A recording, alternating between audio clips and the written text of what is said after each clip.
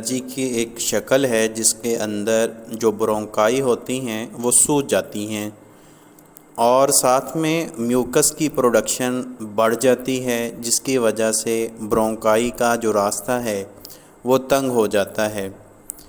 Asthma کے جو patients ہوتے ہیں ان کی جو برونکائی ہے اور برونکیول جو ہوتے ہیں وہ بہت زیادہ سینسٹیو ہوتے ہیں، حساس ہوتے ہیں۔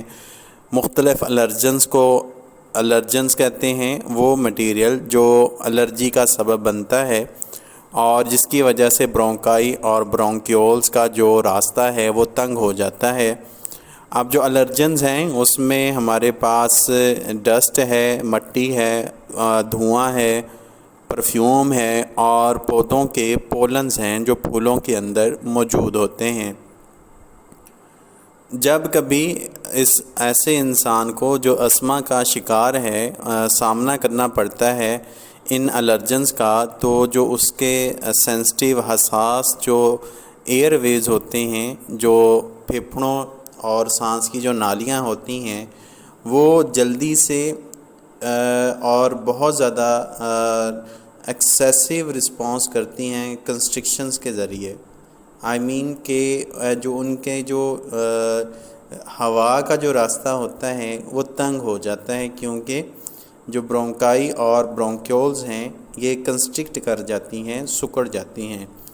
ایسی کنڈیشن کے اندر جو پیشنٹ ہوتا ہے اس کو سانس لینے کے اندر مشکل پیدا ہوتی ہے۔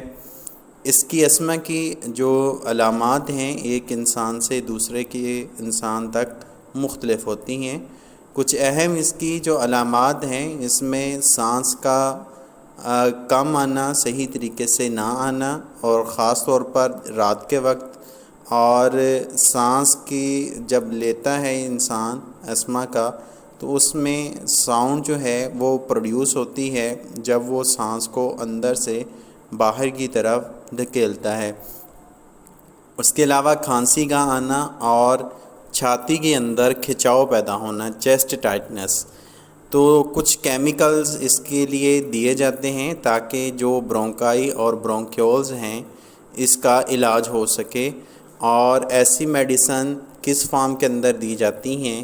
انہیلرز کی فارم کے اندر دی جاتی ہیں، اور یہ انہیلرز جا کے برونکائی اور برونکیولز کے راستے کو اوپن کرتے ہیں۔